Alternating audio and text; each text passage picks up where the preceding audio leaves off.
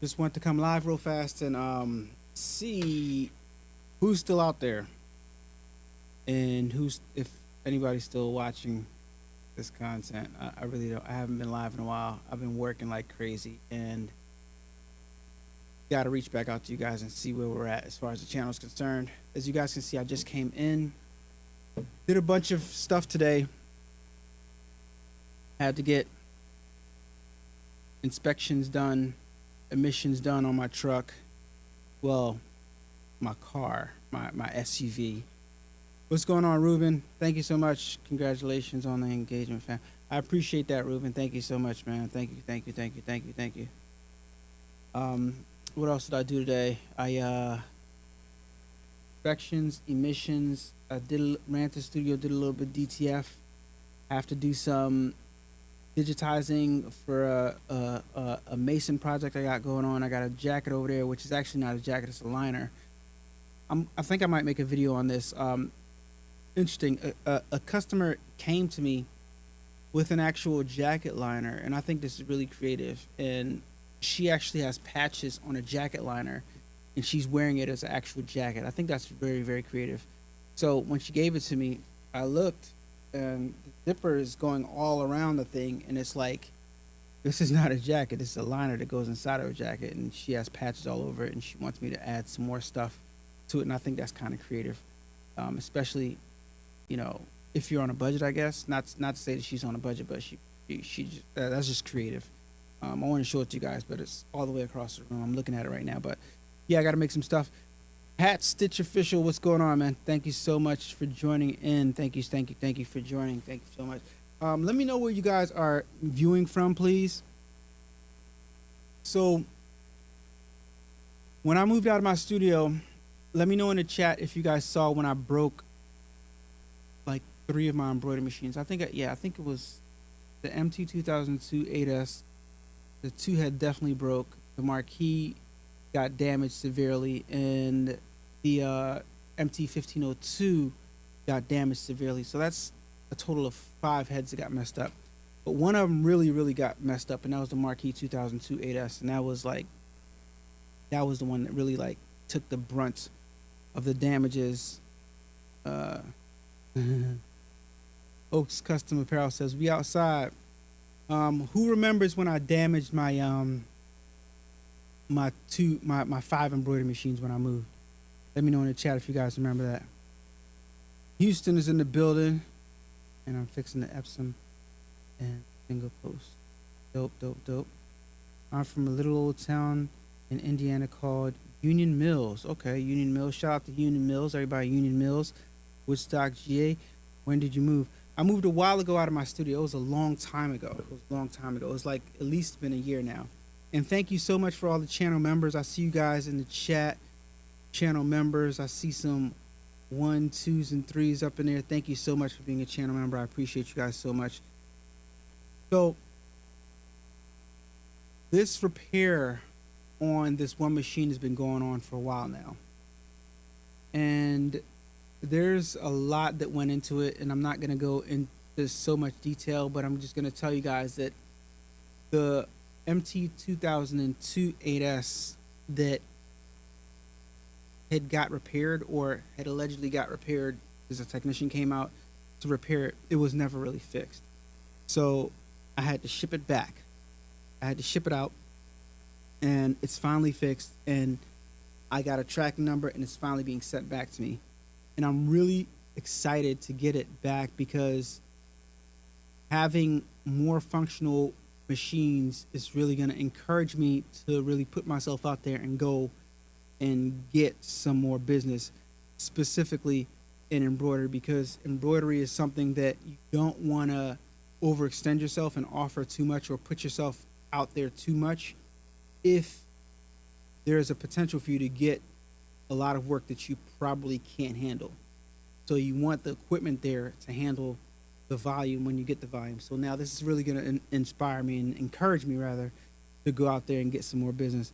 And I'm excited about that. So recently, Juneteenth just passed. Shout out to everybody celebrating Juneteenth. Shout out to all my brothers and sisters celebrating our independence and our freedom. Let me know if you guys sold any Juneteenth merchandise in the chat. Please let me know if you guys capitalized off of Juneteenth. If you guys went to any um, Juneteenth events and sold any merchandise. I know I sure did, and I know you guys. Some of you guys might have saw my short clip that I posted on the channel about my Juneteenth event that I go to. Actually, this is actually my fourth year going to this specific event, and they moved it. It was originally in Doylestown, PA. That's where it's been for the last couple years. Last year, we got rained out. It was a total disaster last year, unfortunately. And this year, the people that held the event were nice enough to not charge the vendors that were there last year. So I got to go set up and vend this year for absolutely free, right? Because I was there last year, and last year was bust. But what they did this year was they moved the event. They moved the event from Doylestown to a place called Percy, PA. It's a place I've never heard of. I've never been to. And I got to tell you guys, driving out there, I was really, really nervous because on the way out there, all I could see was a forest. So Percy, PA, for those guys, for those of you who don't know, it's in the middle of the sticks, in the middle of nowhere, farmland.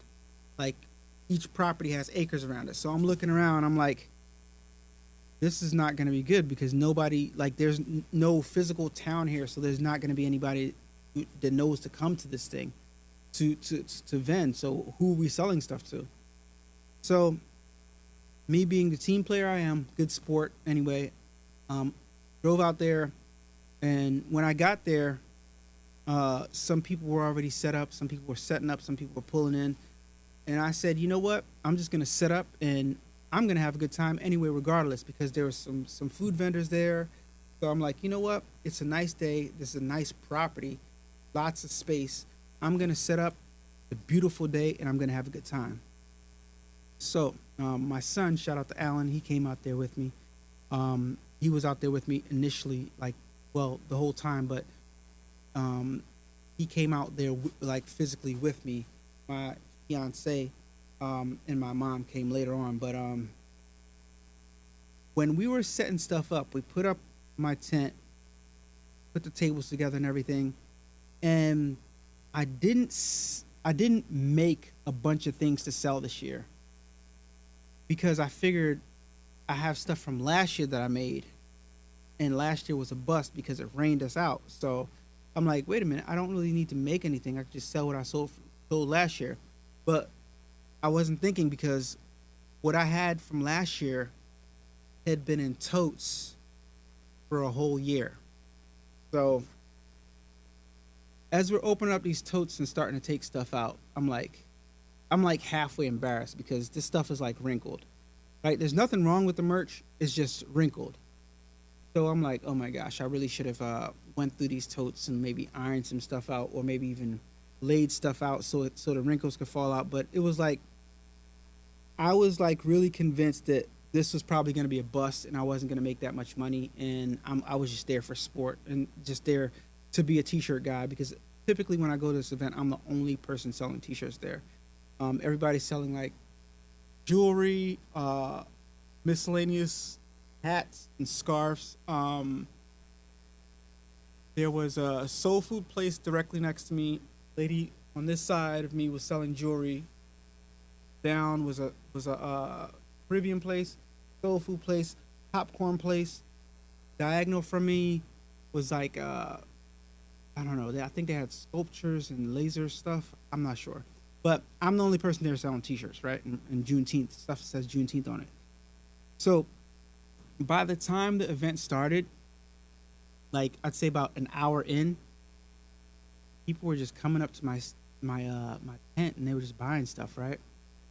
So I'd say about a quarter of the way through the event, I was already satisfied with the amount of money that I made, because I'm like, I expected to like maybe sell one or two things, maybe zero, because of the condition of the things. But my son did such a good job setting stuff up and putting stuff out. I think that helped a lot, and it also helped a lot when I talked to the people and when he talked to the people too.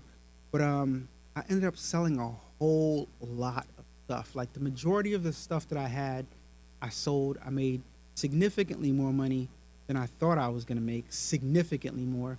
And on top of all of that, I knew it was going to be a good day anyway because I every year I make the shirts for the event staff, and it's like a front hit with whatever design they come up with in the front, and then the sponsors of the event on the back.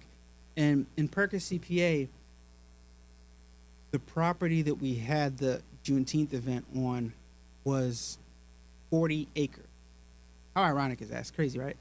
40 acres owned by a black family, 40 acres of farmland. They had bees, they had animals, they had like, it was well manicured, nice house on the property, nice pond that you can fish in, by the way, on the property. It was just beautiful.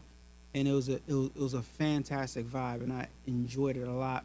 And not to mention, like I said, on top of that, I made a lot of money.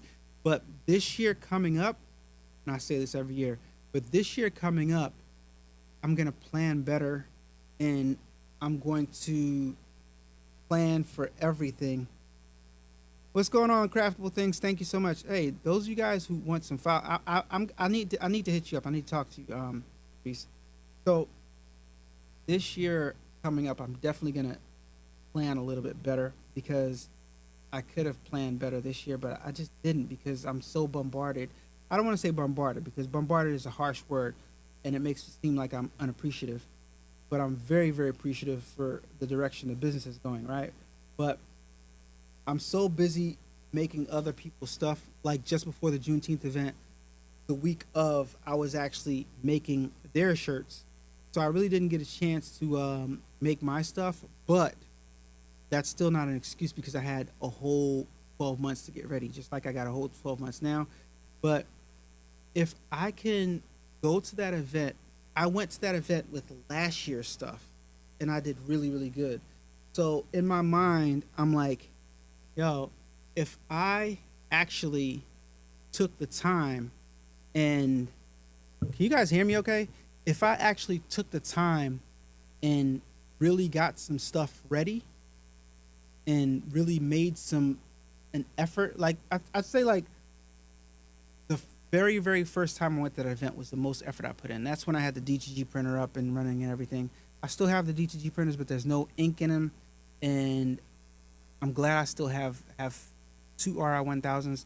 I think this year at some time, I don't know where I'm going to set it up yet, but I think this year sometime I'm going to set back up the printer because the DTG printer is very much needed in my equipment lineup because it offers a different quality of shirt that I find myself missing, and I think that I'll be able to charge a higher price point for that specific type of shirt. And every time an event comes up in my area, I think about, wow, this specific design would look really good, and I'd be able to print really big if I had ink in my DTG printer.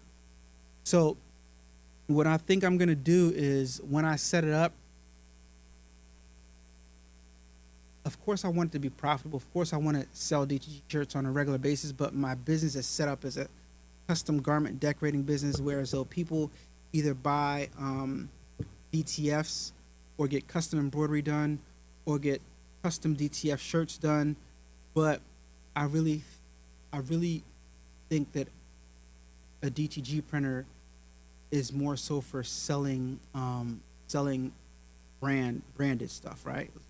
Like for example, I can print a bunch of Juneteenth shirts and sell it, or like the World Cup is in my area. I'm actually going to a World Cup game, so I can sell World Cup stuff, without infringing on FIFA, obviously. But the DTG is really for that. So I say that to say, if I put ink in that DTG printer and I keep it running like I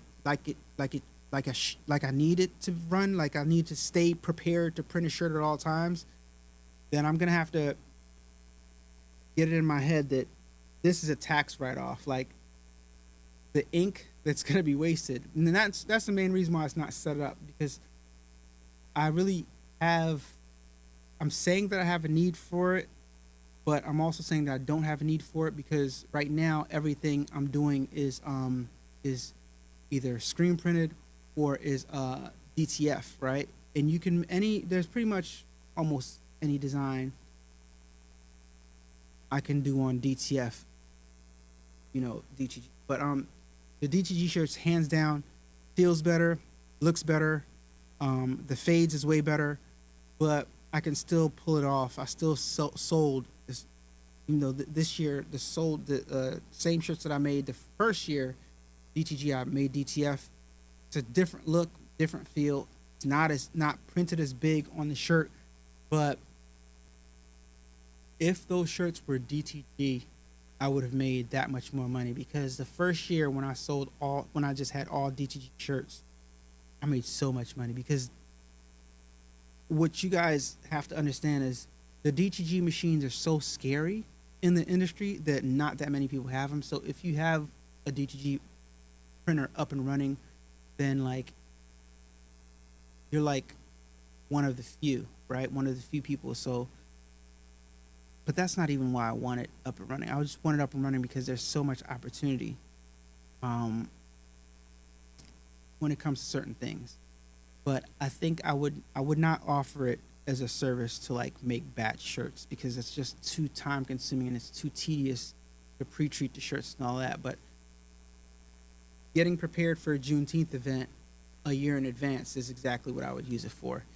And I actually want to go into the inside of the machine. And I've been inside the machines before, and changing the various components, if anything were to happen, like if lines were to get clogged or anything, it's not that difficult.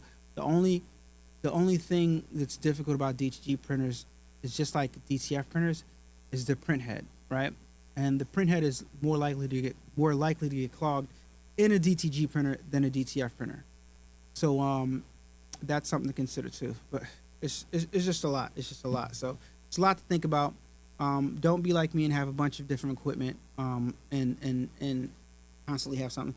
Get one thing, concentrate on that, and use that to make all your merch and sell all your merch.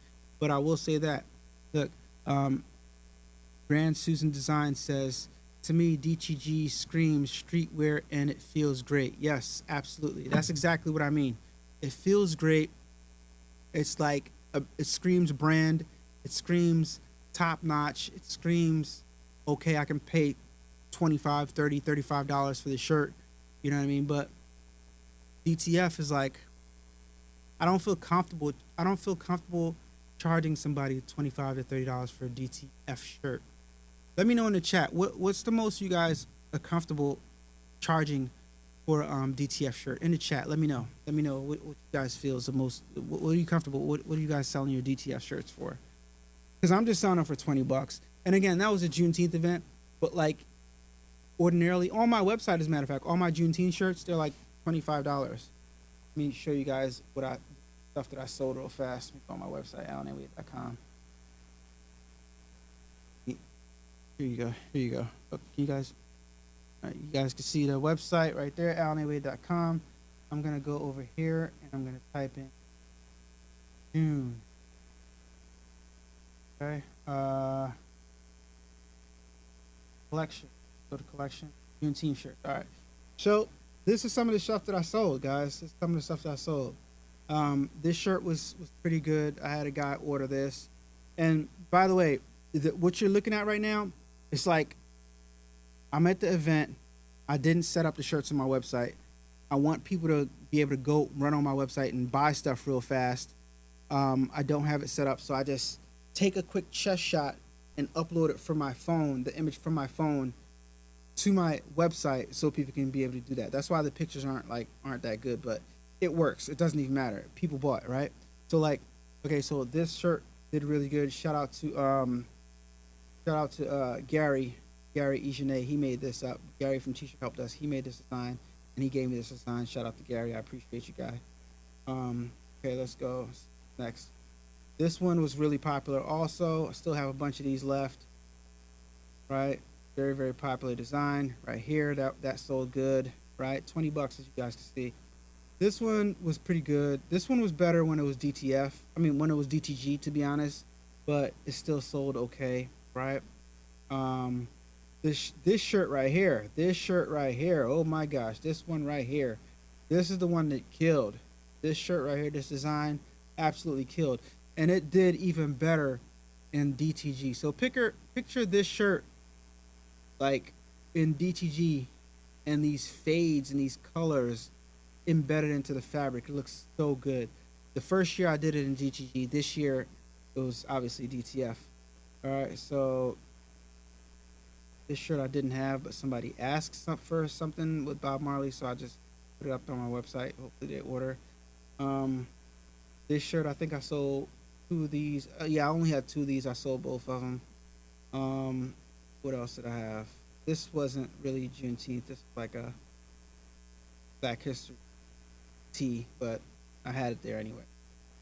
This one sold pretty good, right? This one, it has Juneteenth written at the bottom. There's different colors I have in it. But yeah, that sold really good too. Um, this one, I don't even think I sat the shirt out, but this is a Black History shirt also. Um, this one sold well. People wanted it. And this is actually this white toner. I'm not sure. I forget. It might have been white toner, but this sold good. And this one I only had one of them, and it didn't sell because it wasn't the right size. But other than that, like you guys see what I. Oh, and this one sold really well too. This one sold really good. This one right here, celebrating juice. That sold really well. So yeah, bunch of stuff sold that I had. I also patronized everybody. Well, a lot of people that was there. Shout out to what's his name? He makes juices. So Fresh, So Green Juice Company. So Fresh, So Green Juice Company. He was there. He always makes the freshly squeezed juice. He sold out. He sells out every time that he's there. Um, had such a great time. Had such a great time. But I'm surprised that I'm not seeing in the chat that more people did not sell at Juneteenth events.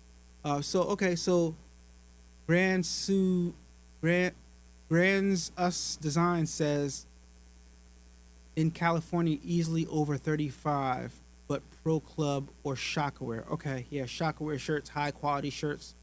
So in California on the Pro Club or Shockaware shirts, you're putting DTF on them and selling them for $35 and more. Is that what you're saying? Grand Sus Designs. We need to know. We need the info. That's dope. That's dope. Derek Grant says, "Am I going live at the event? The event is over. The Juneteenth event is over. So no, I'm not going live at the event because I didn't go live at the event. So yeah, it's over.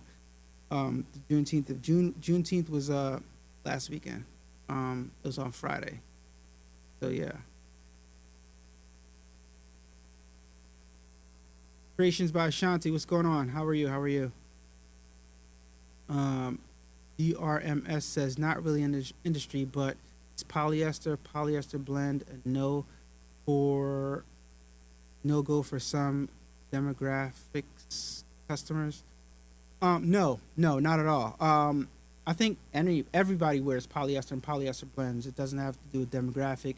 It has to do with what the customer wants, and it has to do with what you're putting on the garment. So, and also the color of the shirt, because if you're doing sublimation, obviously you're gonna do a white shirt and do sublimation on that. But if you're doing stuff for somebody that's an athlete, or if you're doing some stuff like I do stuff for this company called Philly Jumps, right? And they work out all the time. So you would think it's actually the opposite with this one, but you would think that they want a polyester blend shirt, right? Something that's moisture wicking.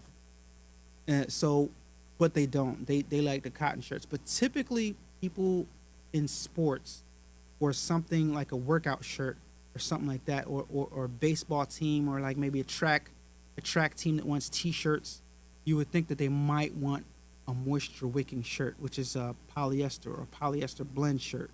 So it's not so much the demographic as it is the sport or the what the client is going to use the shirt for, right? I've even done rest in peace shirts that are had a 100% polyester, because there's two different type of 100% polyester shirt. There's a Gildan 560 and the Gildan 450, I think the numbers are, but one looks more like a t-shirt feel, and the other one looks more silky. I made a video on that actually years ago. So it's not so much demographic as it is what look the customer is going for. Now, if you want to say like streetwear, streetwear is going to most likely be 100% oversized cotton and stuff like that, right? So yeah, I would say it's more so what the customer wants and what the shirt's going to be used for. So on DTF, yes, because dang, shirts require so many dozen purchase. Oh yeah, $8 a blank. Yeah, well, when your blanks are that expensive, yeah, then you do have to charge that much for it. Do you not have a wholesaler's account? Brand Suits Designs. Where are you getting your Shockaware shirts from, if you don't mind me asking? You don't have to put that on here if you don't want to. I don't force anybody to put anything. You don't have to disclose that if you don't want to. Just curious.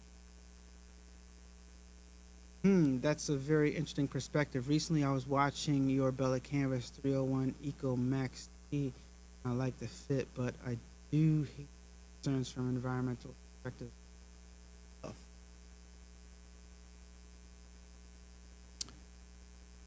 Um, Interesting. So, from the environmental perspective, right? I guess it's a person by person. You can go on a case by case basis. It does feel good to do stuff for the environment and to pick a brand and to like try to be as eco friendly as possible. But at the end of the day, it's like if we're trying to make money and the customer is requesting a certain type of shirt and they don't necessarily, I don't know. Sometimes when you're trying to be eco-friendly, you're going to end up spending more money and therefore having to charge your customers more money. And depending on where you are, depending on what your market is, depending on who your customer base is, they might not have the budget for more money. So you have to kind of like be flexible, but it does feel good and make you feel good personally as a business owner, as somebody who's putting stuff out there, to know that you're using environmentally friendly stuff. But I got to be 100% honest with you. When I'm buying shirts, I'm not thinking about that. I'm thinking about making money. I'm thinking about being as profitable as possible. And to be honest, I don't think a lot of companies are thinking about being environmentally friendly. And if they say they are, they're doing that to market to us that, hey, I'm environmentally conscious. But I'm sure in the background you might see that they have practices that contradict what they're trying to portray. All right. So that's all I'm gonna say on that. By the way, I've been to the Bella Canvas facility, and they are very, they push themselves to be very environmentally friendly. They also okay, there's some stuff that I can't talk about. So yeah. So there's some sportswear brand like Lululemon. There's a brand new Aloe. Well, Aloe's not brand new anymore, but there's a few other trying to say this in a way where I don't like. There's a few other brands that's in the athleisure space that are subsidiaries of other brands that claim to be super environmentally conscious, that have other brands that are totally opposite of that. That's all I'm gonna say. All right. So when I say stuff, I'm just not pulling out of thin air. I'm talking because I know, because I've been around this stuff. All right. So a bunch of different companies out there. Anvil, Gildan, a bunch of you got your company called a bunch of different brands, including Bella Canvas. What's going on, Levite Apparel? Thank you so much for joining in, man. Thank you so much for joining. So, Racoma, shout out to Racoma and everybody at Racoma. Let me take a moment to just say something about Racoma real fast, because I know you guys see me using buy machines now. But I want to say something about Racoma, and I want to address Racoma real fast. All right. Um, I feel like without Racoma, I wouldn't be where I am today. Kind of, sorta. I would still be the person that I am. I'd still be doing what I'm doing right now. But Racoma aided me a lot in my business becoming what it is right now. So I have to give a shout out to Racoma. Well, I'm not a Racoma affiliate anymore, but guys, by the way, but I just want to put things out there and make things clear and let people know that I'm grateful for the opportunity that I had while I worked with Racoma. And I still appreciate those people. I still have relationships with those people, with the people at Racoma, and I still value um, what they offer the industry. I still value the seeing the amount of work that they put in running their business. I still value the amount of options that they give us with the equipment that they put out. I still, when it comes to embroidery machines, I think that they helped really shape the industry to what it is right now and really helped push the industry, embroidery industry, forward to not only make machines more affordable, but to force other companies to come from under the rock that they've been living under and actually give an effort to show us what they're capable of doing, what their machines are capable of doing. And if they didn't, quite frankly, they'd be left behind. So shout out to Racoma. Really appreciate working with you guys for years. Appreciate what you guys did for my business. Continue to use your machine. But everybody must grow. Racoma has to grow. I have to grow as a person. And when you spend your money as a consumer, you shouldn't feel obligated to serve a company because you spent your hard-earned money and you bought that stuff. You bought your equipment yourself. That's why it confuses me sometimes when I see people online going so hard for these other companies when they're not influencers, they're not affiliated with the companies, they're not. I'm like, why are you? Do they pay you? Like, and a lot of people online debate about foolishness and lose sight of the reality that they're supposed to be concentrating on making money. That's why I'm trying to ground everybody and bring everybody back to perspective and help you guys think that, like, yo, we got to make some money here. It's not about what's the best. It's about what's going to make me the most money fastest, what's going to be the easiest to use, what's going to be the best for me to train an employee on. How can I start generating revenue at a low cost? And right now, that's why I had to show you guys the buy machine. And by the way, no pun intended, if you guys look around at some of your, like, y'all don't give me enough props, man. Y'all don't give me enough props. I don't think y'all give me enough props because let me pull something up real fast. Shout out to my guy. Pull something up real fast. Something.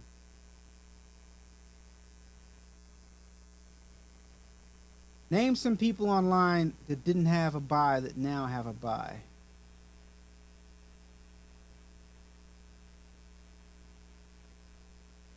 Something up real fast.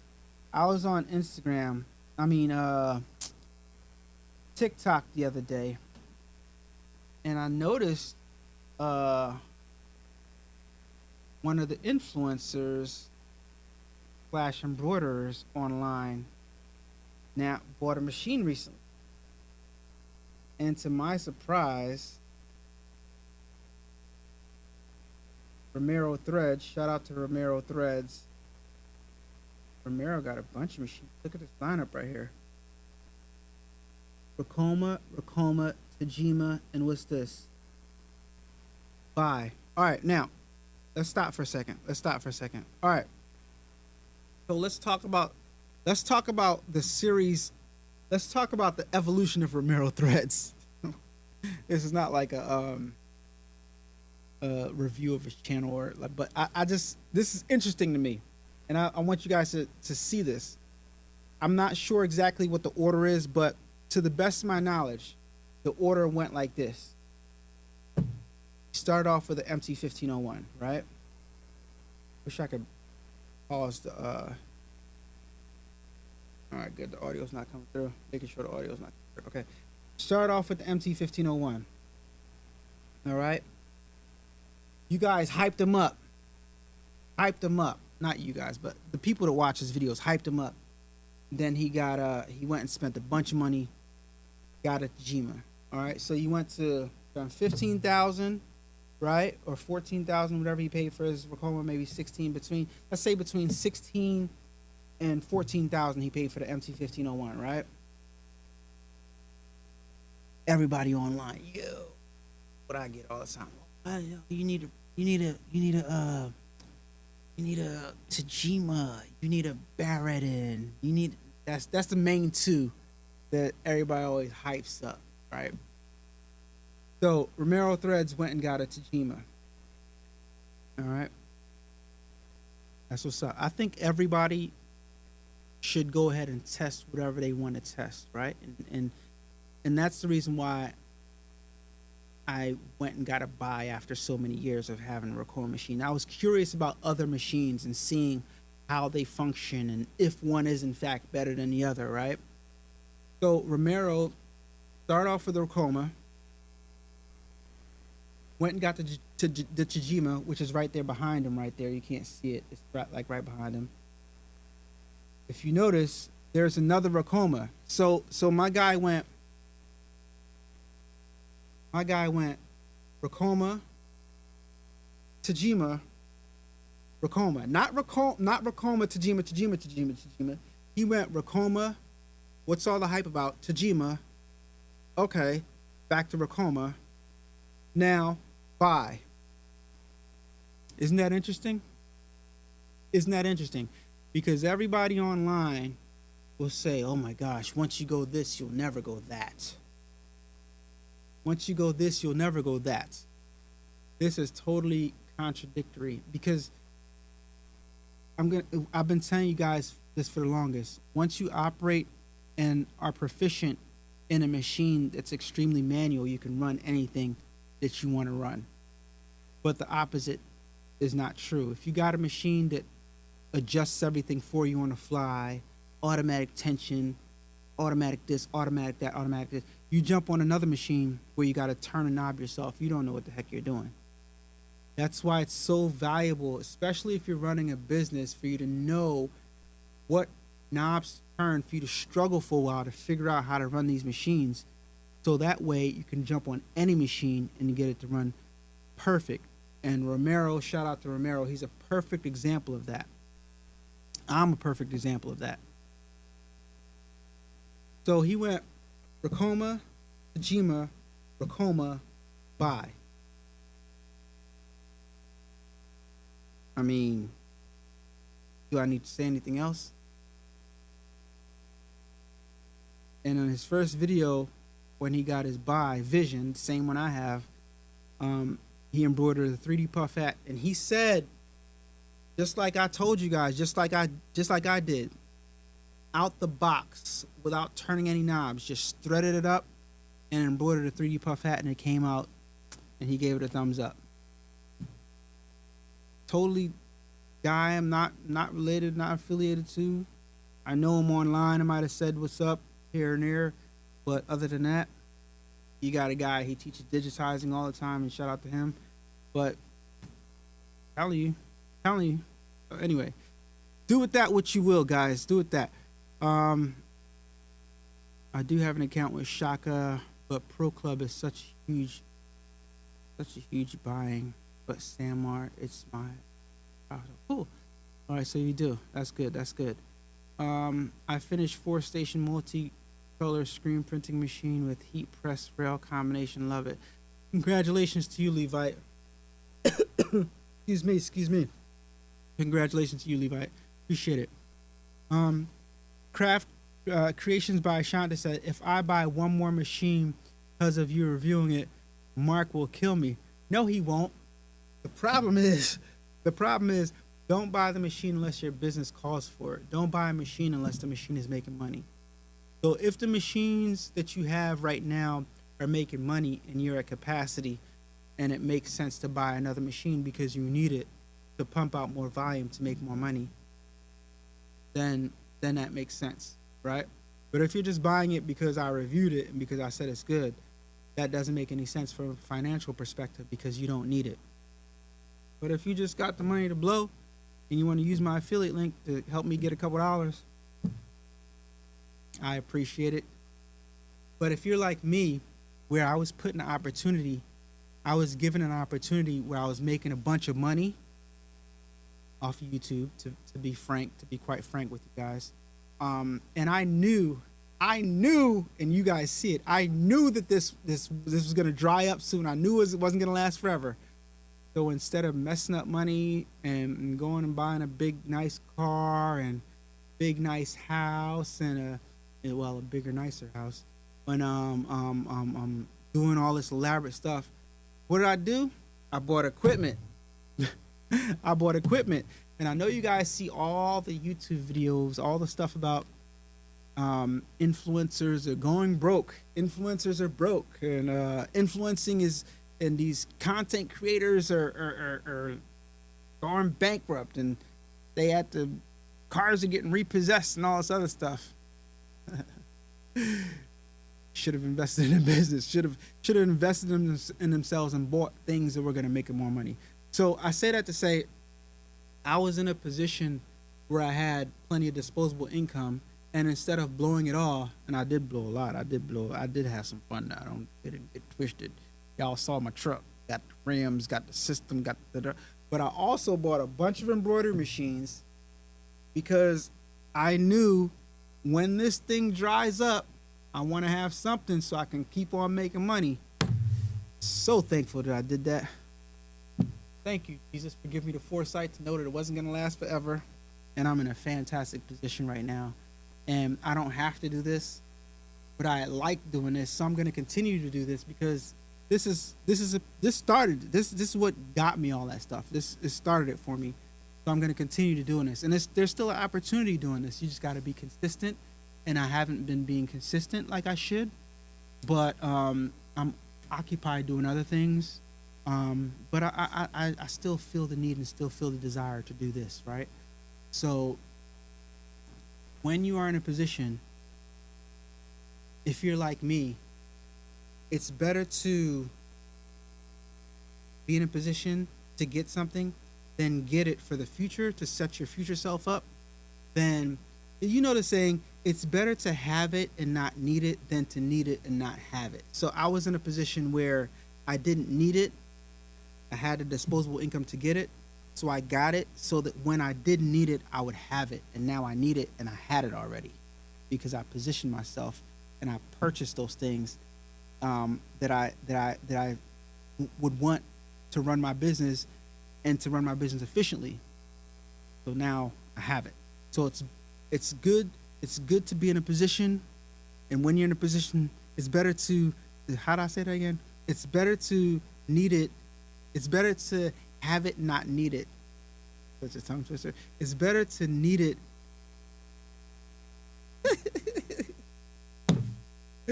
Life is great. It's better to, it's better to have it and not need it than need it and not have it, right? So that's all I'm saying, Ashante. So if you're going to buy the machine because it's better to have it and not need it than need it and not have it, because when you need it, you'll have it already. So just go ahead and use my affiliate link and get your buy machine. You know what I mean? There you go. So Brother Young says, I had 2 Racomas first. See? And do you agree with what I said? Like when you have a Racoma, and you can get that machine to work. I know how I felt after I like really knew how to dial in my machine. I'm like, I can jump on anything and work anything. You know what I mean?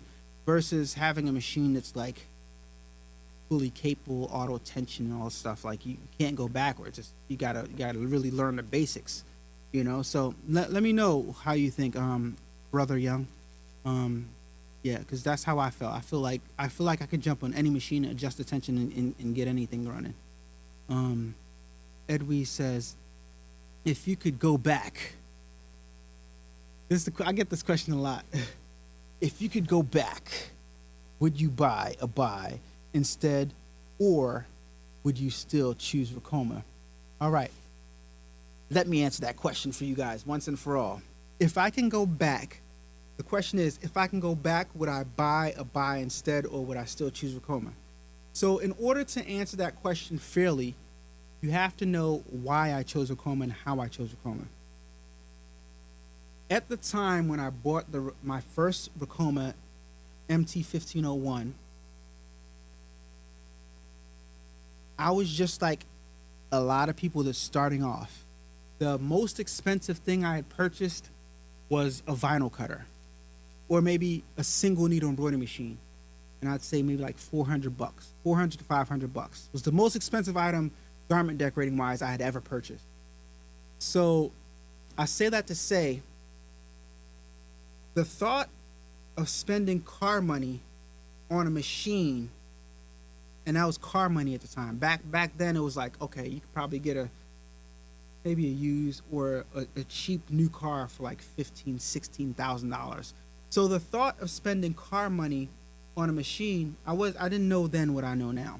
The thought of spending car money on a machine was like, I didn't have $16,000, $15,000 to just go buy a machine. So 5, 10 years ago, you weren't getting these machines unless you had the cash to buy these machines, right? I'm giving you guys the backstory because I got to give you guys the backstory in order to answer this question in a fair way. I did research, eliminated the machines that I didn't want, and it was only really a choice between two machines because everything else was way out of price range. So you're talking about a Racoma was like $15,000, $16,000, and then you're talking about another one that was around the same price range, which was Melco. And I researched and I found out that Melco at the time had no screen, and you had to hook it up to a computer. So that crossed it off my list. So when I looked at Racoma, okay, how can I get this machine? 0% financing, sold, right? So those of you guys are not financial people, you got to understand what 0% financing really is. This is what I heard. A young kid from the inner city, great job, not that much money saved, great credit.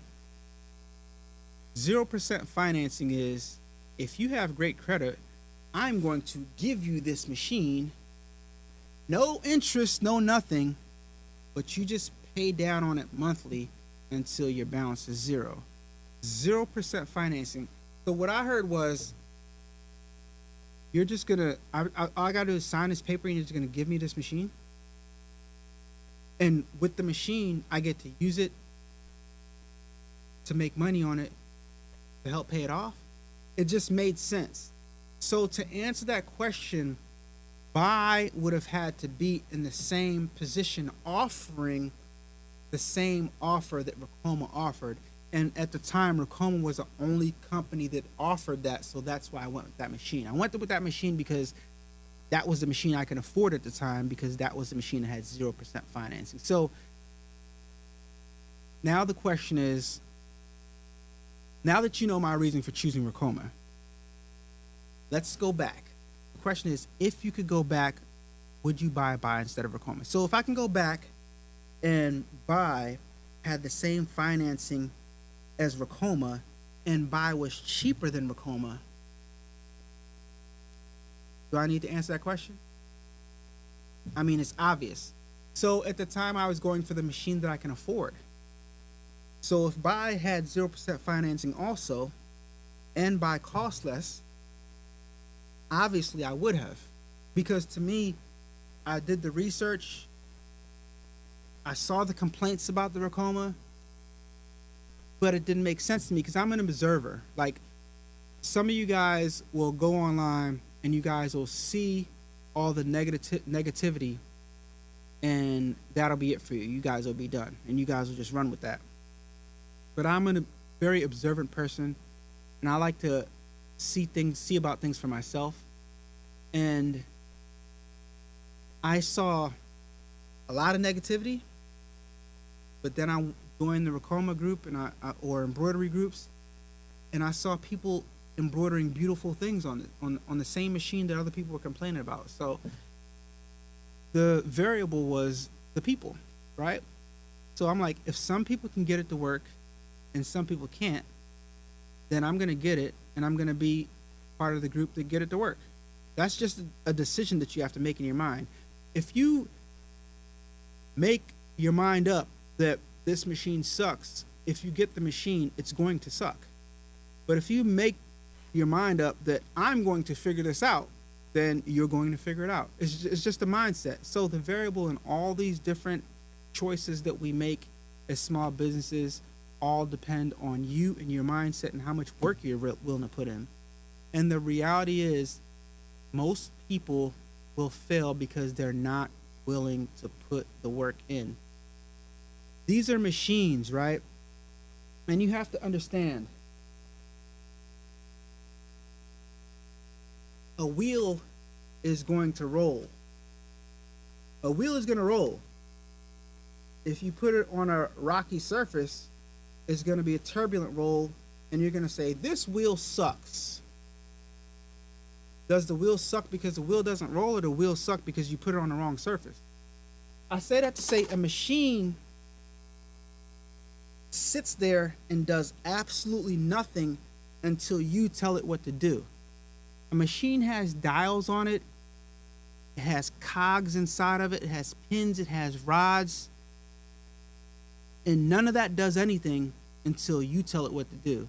So if you don't give it the right instructions, it's not going to perform the right way.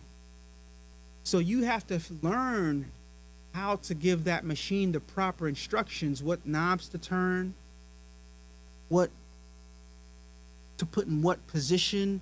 And when you can do that correctly, you can make any machine embroider, sublimation, DTF, DTG, print head not get clogged. It all depends on you.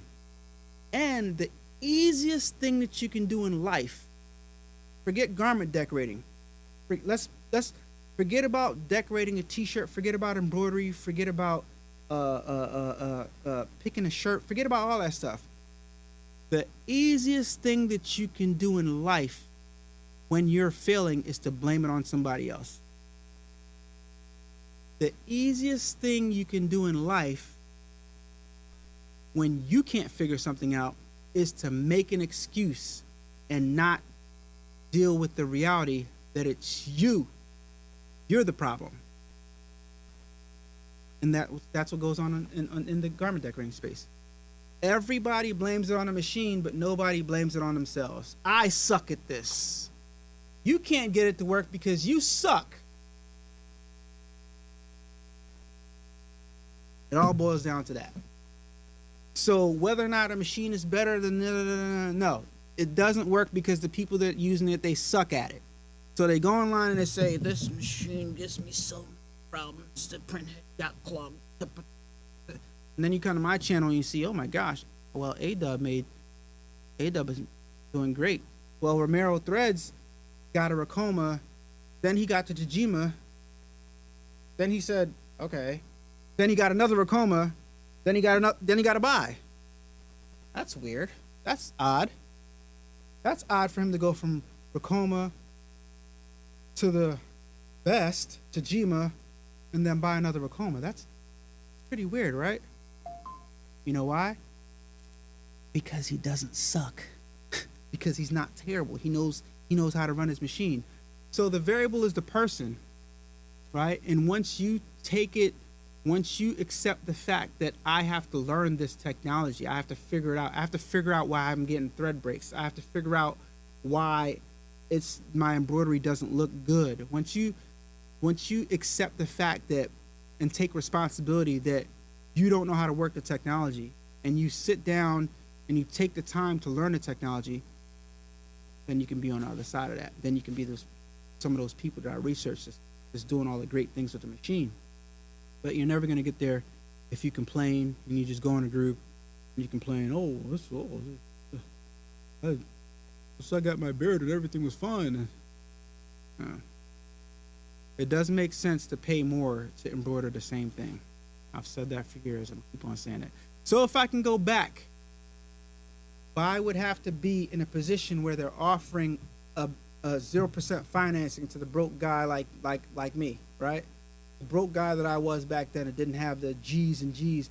I didn't have $16,000 cash to buy a Racoma, so I did the 0% financing.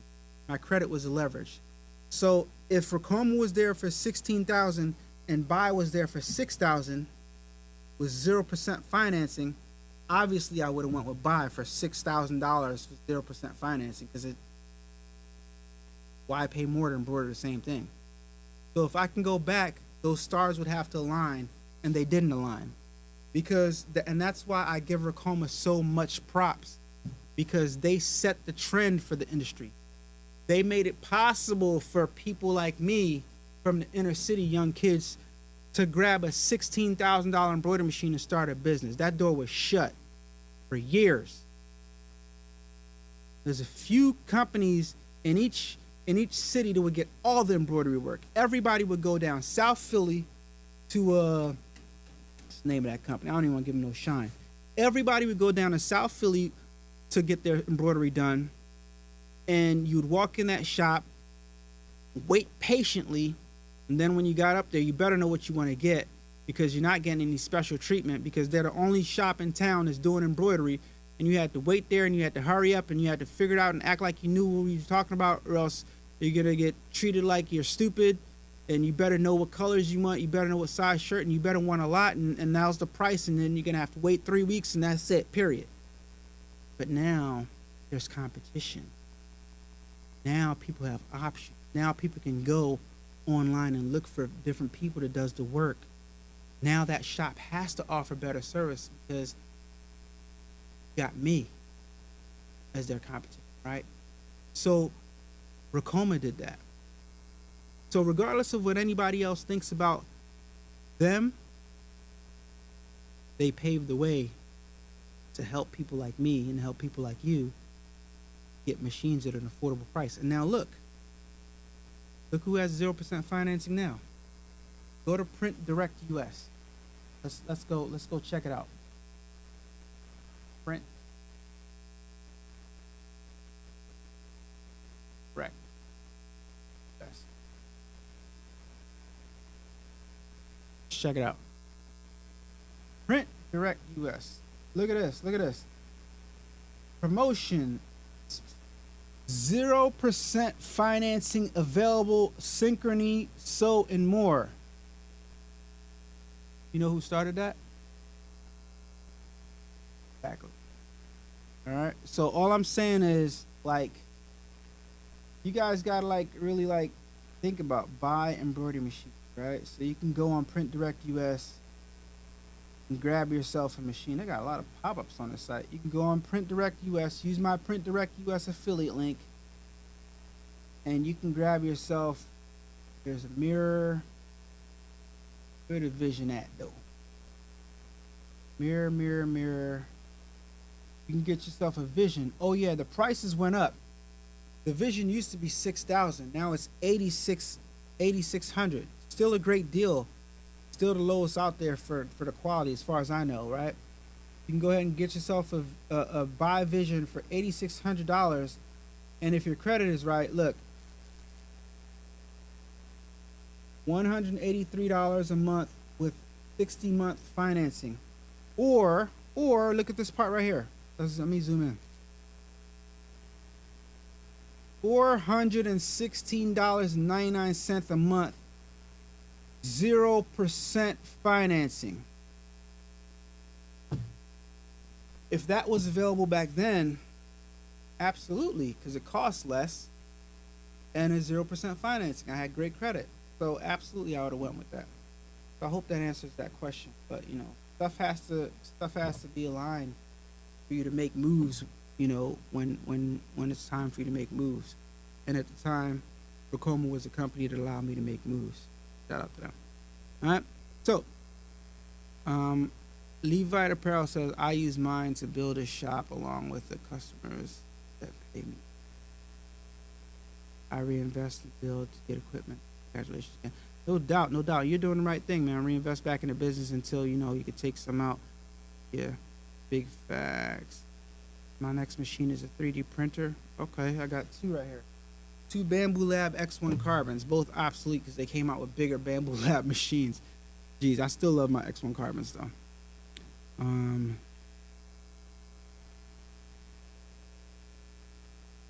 Levite says still he would buy Racoma. Not necessarily Levite, because like I said, if Buy would have had that 0% financing and they were around back then and readily, like, let's be real.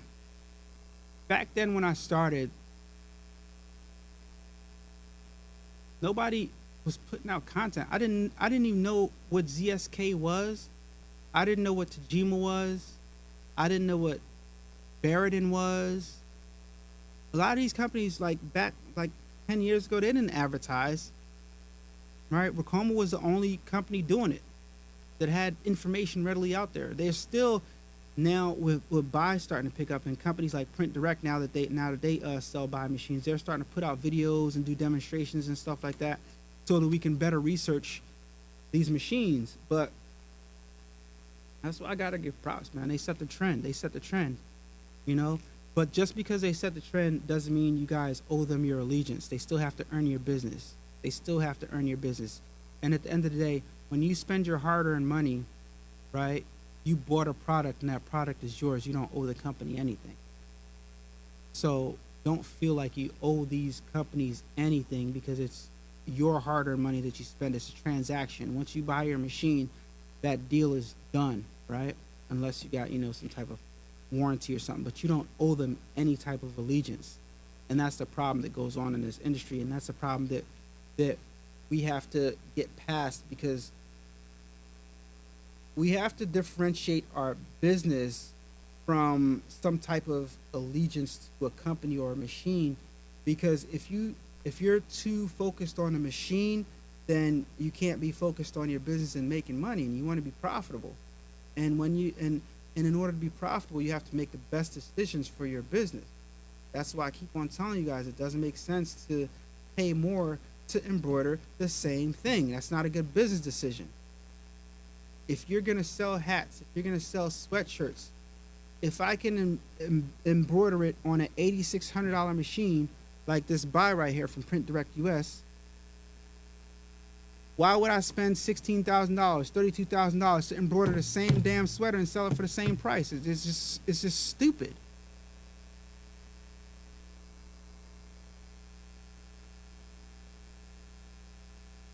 How does that make sense?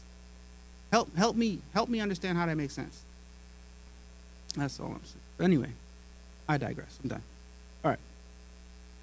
Well said. I recommend EMs. It must take me a long time to really get it dialed in. Yes, it does take a long time to get the EM1010 dialed in. Even I have problems sometimes. But when I was on my EM1010 faithfully, I had both of those things humming. You guys see the videos on the channel back in the day. I had both of those things embroidered back to back to back. I'm talking about go upstairs and go to sleep, come back down, it's done, switch it out, put on the next one. So you can get them dialed in real good. All right, so how long has Buy been around? Buy's been around for a long time. We just didn't have it. A lot of these companies been around for a long time. We just don't have it in the U.S. So that's a good question. I don't know. But as far as the U.S. is concerned, Buy's probably been around, I don't know, the last 5 years in the U.S. maybe. But I'm sure they've been in China for years now, right?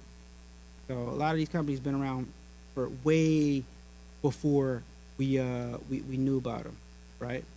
Some of these machines are probably the same. They just got different logos on it. Who knows? I don't really know that for sure, but I'm not blind right? The way the dials are set up on the machine, they all look the same. They all look like cousins, right?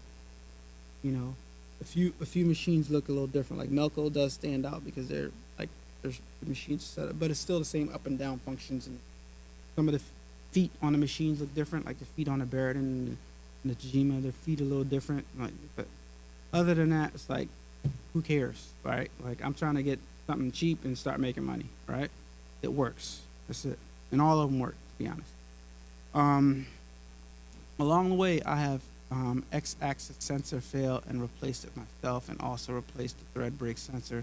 I learned a ton through the process, and now the machine is running beautifully.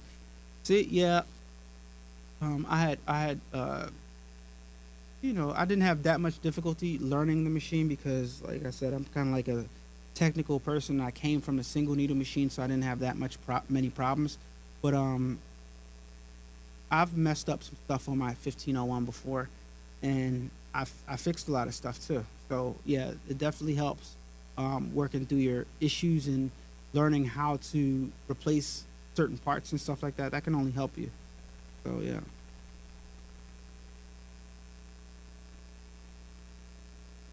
Crafting by Ashanti says that was the reason why she got hers. I'm assuming because you needed it for your business and you had to, you had more volume than you can handle, so you had to get something else, right? Add to your arsenal.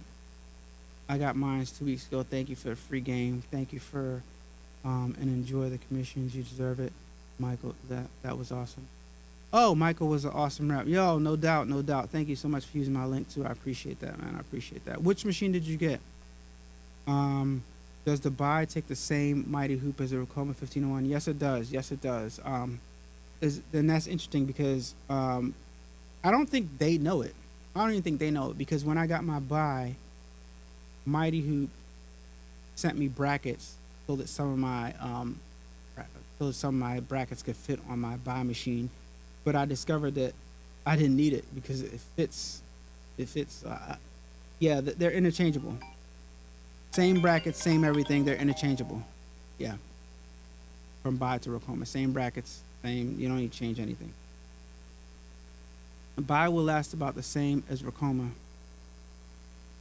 I don't know what that means. Anna, so, Anna Sylvia, I'm not sure what that means. Buy will last about the same as Racoma. I'm not sure what that means, but I'm assuming that you're saying like, I don't know if you mean they won't last long, but I don't think that's accurate at all. Um, because I've been on Facebook Marketplace and I've seen very, very old Racoma machines for sale that have different writing, like you know how they write Racoma on the plate, like kind of like boxy. So I've seen some very, very old Racoma embroidery machines. And what I will say, just like Buy is a new company that came to the U.S. Let's be real here. Like some of you guys, some people. I'm not saying you, Anna Sylvia. I'm not saying that that's you at all. But you guys really have to think about how things happen, right? If something is not available for you here in the U.S., most likely you're not going to get it. You're not going to look overseas. Most people don't look overseas and look in Alibaba and stuff like that to buy these machines. Most people buy what's here in the U.S., right? They purchase what is here, what's at their disposal. Tajima was here. So it makes sense that most of the old machines you see is a Tajima, or a company that's maybe manufactured in the USA, or a company that like a Barrington. Maybe Barrington was here already. Maybe Racoma was the buy of the industry back then. I bet you it was. I'm not sure, but maybe they were available before, because buy is our new kid on the block right now. And there's other new kids on the block too. I see them.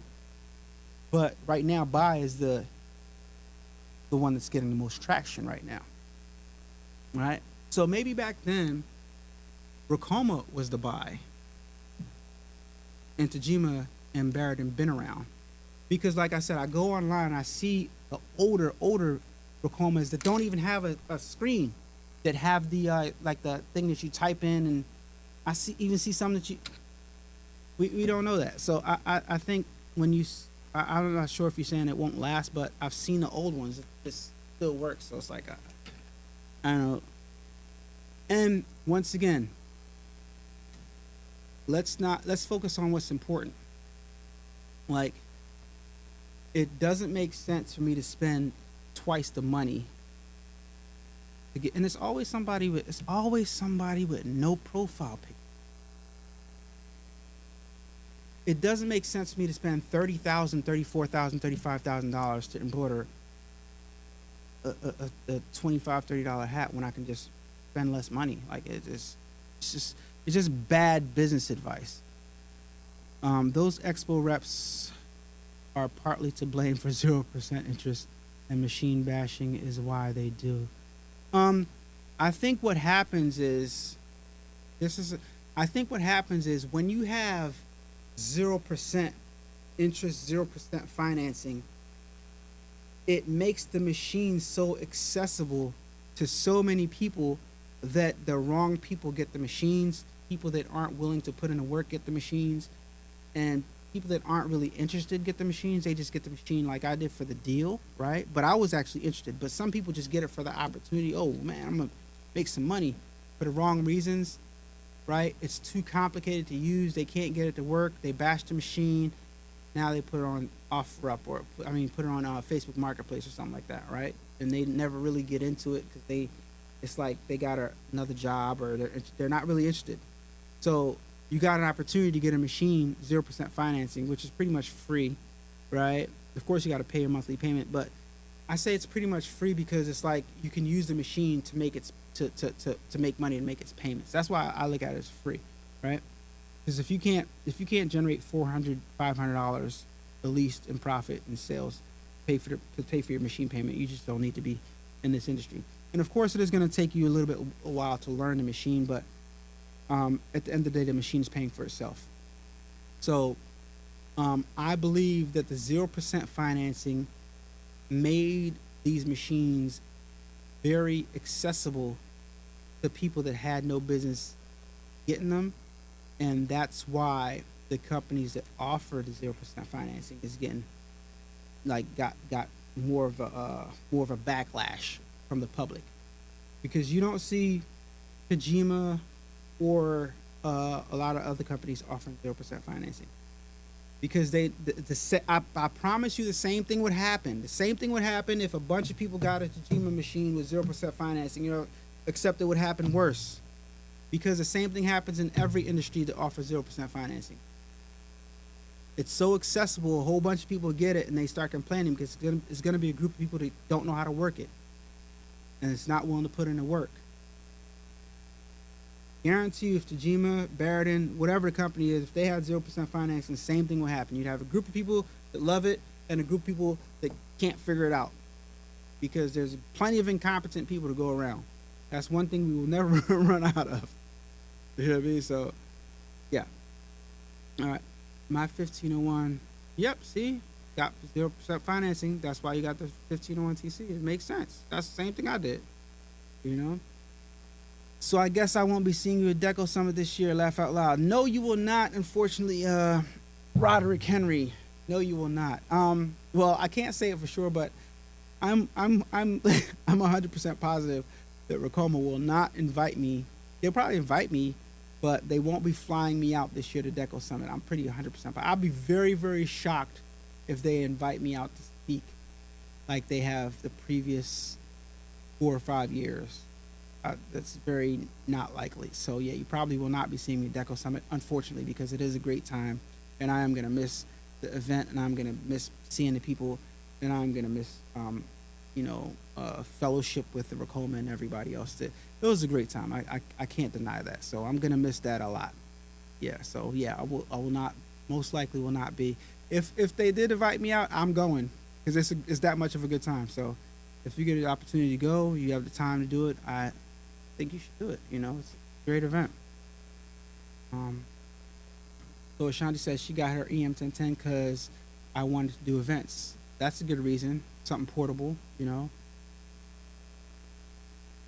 Mirror and Vision was too large for my space. Everything cost 6,500. Ultimate package. It came with Mighty Hoops. That's dope. Okay, yeah, the Vision was too large. Yeah, the Vision is, if you got a standard door, you gotta like twist and turn that thing, and the Vision is so heavy, ridiculously heavy. But I love that machine. That machine is heavy. You have to like twist it up to get it inside of a door. You gotta commit. You gotta have like 4 or 5 strong. You gotta be almost twice as strong as you do carry the Vision as a 1501.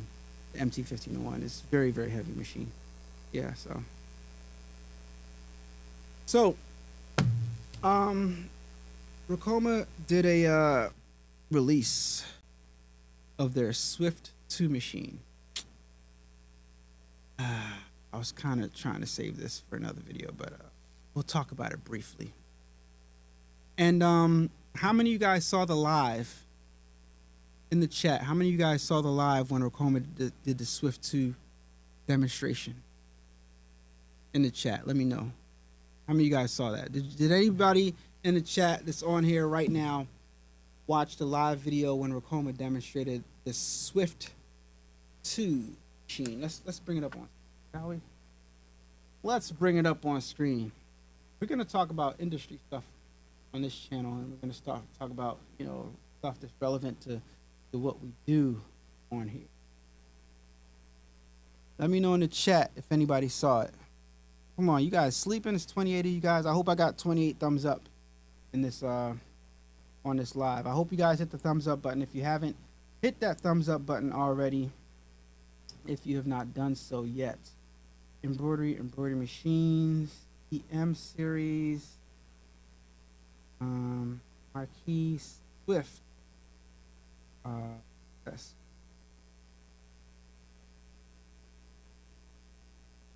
All right, there goes. All right. Nobody saw. Okay. All right. Well, I'm gonna save what I wanted to save for another video then if nobody saw it. But I just want to show you guys the machine real fast because they did a whole demonstration on the machine, and all I can say is I think it was terrible. But I'm gonna show you guys the machine. This is the new Racoma Swift 2. I need you guys to be very, very observant. I know a lot of you guys are not that observant. I need you guys to be very, very observant when you're looking at the machine, because a lot of people don't look very good at the machine, see what it's made of, how robust it is, how solid it may or may not be. Looks like my. All right, I'm done. I'm not gonna say anything else. That's it. All right. Last year at Deco Summit, yeah, I did see the Swift. I mean the new. I'm not even sure if this was the same machine, to be honest, because Racoma is the only company that I know of that owns and manufactures their own, that has their own manufacturing facility. So they're able to build a lot of things and roll things out in a way that they can maximize their profits. Yeah. So, in other words, they can mix and match parts to make whatever they want, to give it to you whatever price point they want, and later on come out with a better product and put another part on another thing and mix and match and do. Yeah.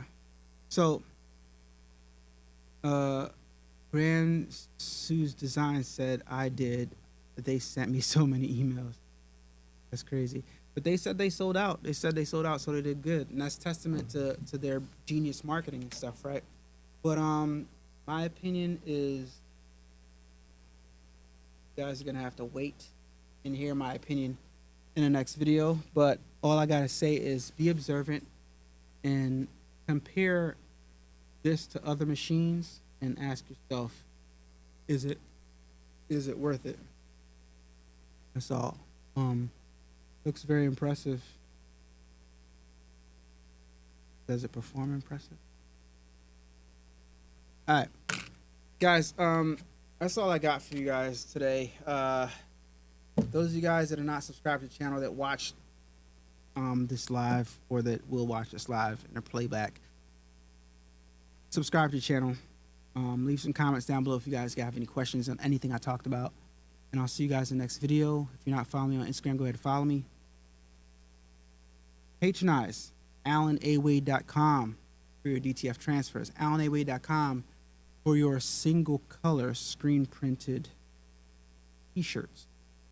AlanAwade.com, inquire about your embroidery projects. If you're affiliated with any schools, if you're affiliated with any clubs, and you guys want something done in bulk, I'm your guy. A-Dubb Productions at gmail.com. ADUBB at gmail.com. If you have any questions or concerns, I'm here for you. A-Dubb Productions. AlanAwade.com for the best DTF transfers in the world. Justin White says, I have a question. Do you have to change parameters on each mighty hoop on the MT1501? Yes, because each mighty hoop is a different size. So of course you have to change parameters. Right. Yeah, you do. So you're not going to use the same parameters for a 4-inch hoop as you would a 13-inch hoop. So yes, you have to change parameters for, yes. Yeah. So, oh, didn't mean it in a bad way. I'm sorry, I didn't make it clear question. I own the MT 2001 and I'm at a point where I need to get a new machine. Oh. So yeah, if you own a 1501 MT 2001 actually, because you got the brand new touch panel, then any machine you can get, you're going to be able to run, right?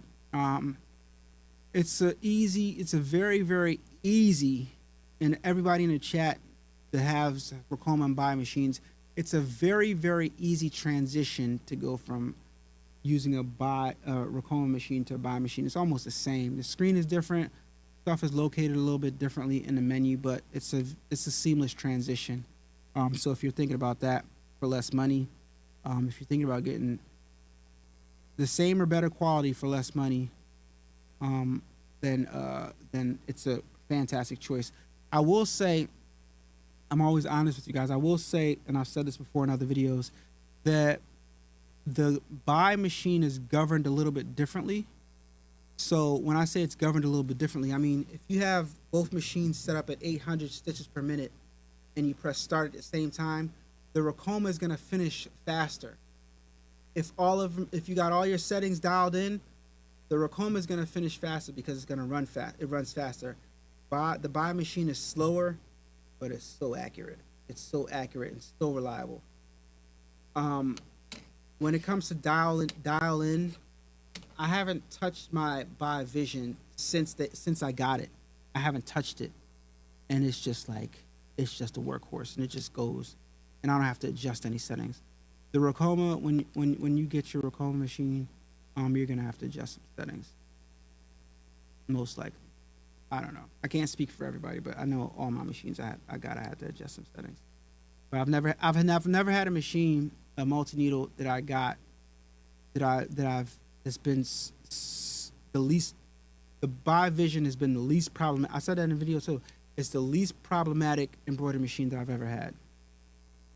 Right. And for the price, it just blows my mind that it's so inexpensive and they are able to get it to run so good. All right, so later, quick question: why don't you run yours at full specs, at full speeds? I do run it at full speed sometimes, but I don't. When I'm doing a project, I don't, because because the faster you run your machine, the more likely something is to go wrong. right? Just because, like, okay, so why don't you drive your car full speed? Right? It's like, all right, so when you're dealing with a machine, right? You got the parts on the inside, but then you got a needle, right? And the faster you're running your machine, the more likely it is that something can happen. You got needle and you got thread. The needles twist, bend, they get hot, right? You're going in and out of fabric. There's different variables. Then you got thread. Thread is delicate. Thread can snap if it gets too hot or if it rubs up against something too fast. So I consistently run my machines at about 800 stitches per minute. I don't need to go 1,000 stitches per minute. I can probably. I have. If it's a really, really, really big design and and I'm not using applique and it's a really big fill stitch, I will, because I want to get through that real fast. And when you're filling in a large area, it's more forgiving if something goes wrong because you can just go over that area. But if it's something small, I don't know. I just run it at 800 stitches per minute. It just I don't need to run it faster. And like I said, I don't like to take the risk that something could go wrong. So 800 stitches per minute is my go-to on a daily basis. So yeah, that's why I don't run it at full speeds. Like, just because you can go 1,200 stitches per minute doesn't mean you should.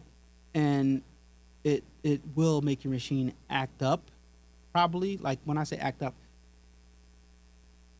play stupid tricks, win stupid prizes. Play stupid games, win stupid prizes. That's what they say, right?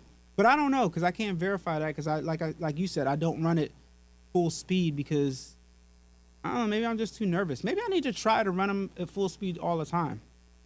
I don't know. I just don't. 800 stitches per minute is what I run. I really can't answer that question straight up. So, for the price of the Swift, nope. I'll go to LA and get a buy. There you go. See, that's what I think. That's what I would do. Joyce says, I'm looking forward to getting my machines from buy soon. Jason is a real cool person. Yes, he is. And we'll be giving A-Dubb, Sean, and Angel B credit for purchase. I appreciate that. I appreciate Angel B. Shout out to Angel B. Shout out to, I don't know who Shun is. I appreciate that. Appreciate that a lot, because it makes sense to give somebody else, use somebody's affiliate link to get your machine, because it costs you absolutely nothing extra. It just makes sense, right? So thank you, Joy. We appreciate that. And fun fact, everybody at Buy used to work for Racoma. Crazy. I think. I know Jason definitely did, along with got the other guy's name, but yeah, everybody worked at Buy. Everybody works for Print Direct US. Everybody works for Print Direct US worked for Racoma.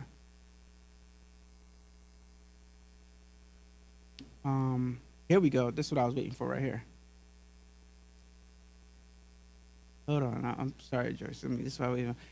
Buy ain't it though. Smart Stitch 10 needle is much better and cheaper. By all means, Smart Stitch 10 it is. I'm not telling you guys what machine you should get. I'm not telling you guys what the best machine is. All I'm telling you guys is what I have and what I believe, and giving you guys some information, to some food for thought. I can't speak on Smart Stitch 10 needle because I've never used it, you know? Just like I couldn't speak on, like, if you notice, guys, I don't really bash stuff that I don't use. I can give my opinion based off of facts that I know, right?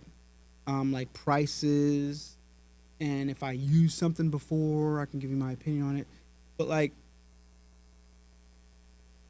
you said, buy ain't it though. Smart Stitch 10 needle is much better and cheaper. Fantastic. Maybe you guys should, some of you guys could start using Smart Stitch 10. The problem lies, right? Let's look. All right. First of all, let's go on Smart Stitch channel. Let's see how much effort they give. Let's see if they give a crap about their customer. Smart Stitch.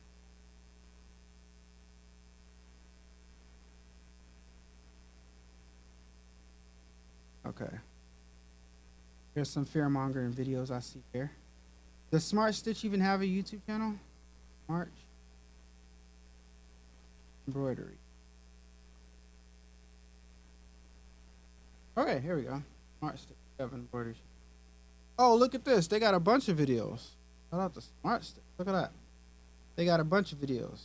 Look, 2 weeks ago, they're just not that popular. 5.5 subscribers. 5,500 and whatever subscribers. 5.5.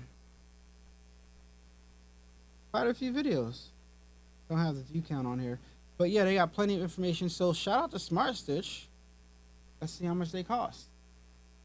Let's see how much a Smart Stitch costs.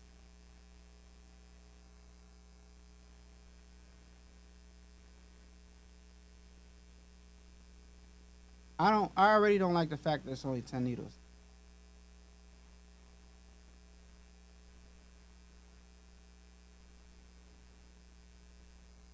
Alright, let's see how much it costs her. Alright. This is crazy. Smart Stitch 10 needle, 4,000. Oh, God. Alright, let's talk about this for a second.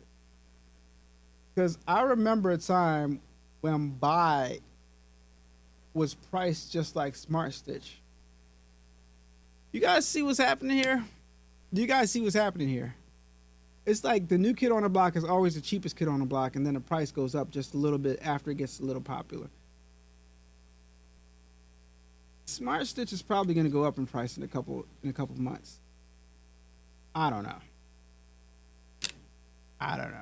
But hey, I can't speak on a machine. Never use a machine. Don't have the machine. But I can only speak on what I have. But if you say it's great, then it's probably great. And and looking at the machine, it probably functions the same way all the other machines function because it just looks the same. I bet you I can run the crap out of this machine. 100%. I'm 100% positive. This is the one I would go for, the top of the line one, the 15 needle. I don't want a 10 needle. I would go with the 15 needle Smart Stitch machine for $5,200, which is very comparable to the price of the Buy Vision. The Buy Mirror, not the Vision. So yeah, I mean, to each his own. But you know what I didn't see on here? You know what I didn't see on here? That counts out most people. What I don't see on here in the chat, what don't I see on here? What don't we see on here that we want? We talked about it earlier. What don't we see on here, guys? They got an affiliate program too. What don't we see on the Smart Stitch website, guys? What do we need to see on the Smart Stitch website for them to be a competitor? What's the reason why I got the Racoma? What's the reason why everybody's getting a buy now? What don't we see on the Smart Stitch website? In the chat. You guys 5 seconds. 1, 2, 3, 4, 5. I don't care about none of that. Smart Stitch, you can depend on Smart Stitch community. Now I reveal a real person. Smart buying time zone. There we go. 0% financing. The average person, especially in this market, does not have $4,000 to smack down on that. They've got to pay their mortgage. They got to get groceries. Where's my 0% financing? Give me my 0% financing. If it was me back then, I had no embroidery machines right now. I need an opportunity. I need an opportunity to grow to the point where I can afford to go boom. I grew to the point where I can go grab a machine real fast, right? And I grew to the point where my business was able to grow, and I was able to understand that if I'm getting a certain amount of business, the price of these machines is actually very cheap. That's where I am right now. When you start getting a certain amount of money in this business, you understand that I can buy a different machine every week because I'm making so much money. The cost of these machines, when you start getting business, you realize the cost. These machines are cheap as hell, to be honest with you. But the person that I was back then ain't getting this machine.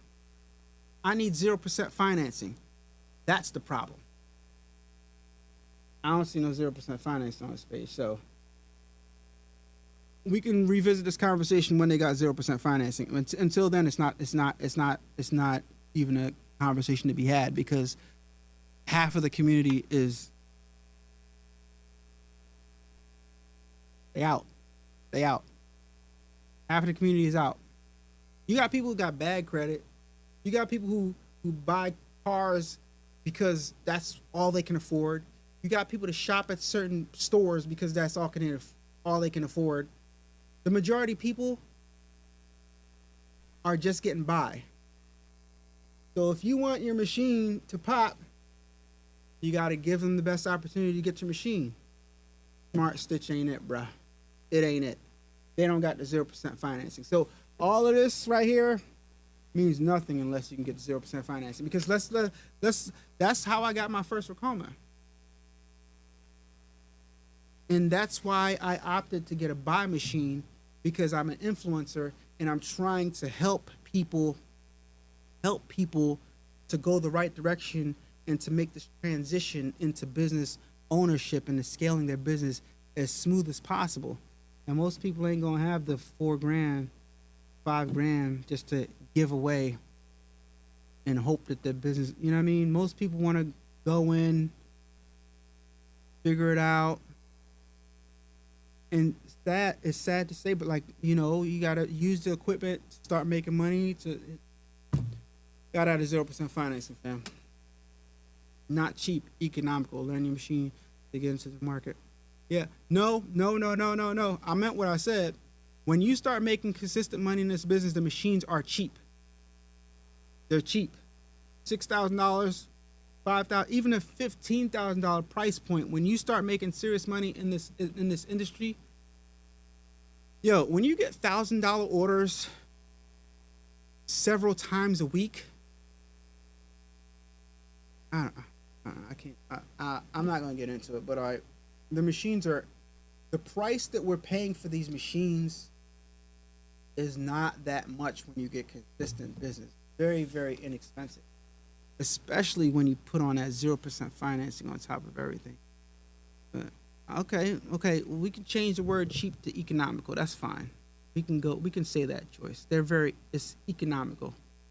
Say cheap, but I know what you mean. Economical is a more refined word to use. So thank you for helping my speech be more eloquent. I appreciate that, Joy.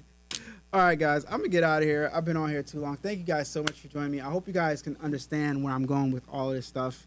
And please have your post notification bells on. If you don't have a DTF printer, don't get one. Just use AlanAway.com. Just use me to make all your DTFs. I appreciate it. And then when you go to the point where you need a DTF printer, then you can go buy one. Other than that, AlanAway.com. So thank you so much for joining in. Who was that guy? Joyce. I appreciate your input. Very, very good information. I encourage everybody to get on here and share their information. Smart Stitch, great input right there. It was fun. But we do need that 0% financing though. We need that 0% financing. If we don't got the 0% financing, then there's nothing to talk about. There's nothing to talk about. You know what I mean?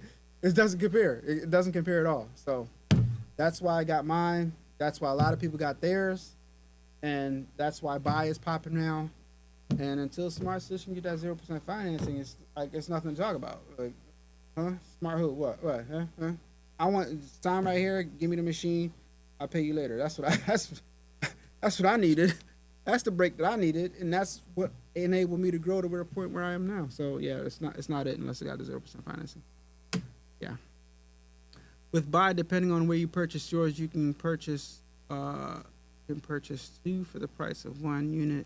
If your work is good, your machine will pay itself off 90 days or so. That's true. But I will say with embroidery, you got to know how to use the machine. It takes you a little while to learn how to use the machine. But with the Buy Vision, and like I said, I keep on saying Buy Vision because that's the machine I have, and I tell you guys I can't speak on machines that I don't have, and I know that Buy does have the mirror also, but I don't have the Buy mirror, so I can't tell you with the Buy machine and make a general statement like with the Buy mirror or the Vision. I can only speak on the Vision. With the Buy Vision, it's going to be very, very easy for you to get up and running and start making money right away. I remember when I first got my MT1501, you guys can go look at those videos. I wasn't embroidering to the point where every customer would be satisfied. I was embroidering to the point where people would patronize me and give me a break because I just started, but my quality wasn't top notch. The Buy Vision, 3D Puff, first go, top notch. That's all I'm saying. All right, so Joyce, thank you so much for joining in. Thank you so much for your input. I appreciate it. It's guys, you gotta please excuse me because sometimes when you guys type stuff, it's real easy to get text misunderstood. It's hard to like get the tone and what somebody means when I'm reading text. Sometimes I can take things the wrong way. I'm working on that, right? I'm working on interpreting things differently. So sometimes I might interpret something and not know what you mean and might get defensive. I'm always defensive because YouTube is a cruel place. Cruel place. But thank you so much for joining in. I appreciate all you guys. Yo, stay focused on the money. Don't worry about the machines. Make the best informed decision for your business so you can make the most money. Don't worry about the latest and greatest bells and whistles and which has a better screen and which has the lights on it. Lights ain't gonna make you money. Embroidering a quality product is gonna make you money. So stay focused on what's important, guys. Talk to you guys on the next video.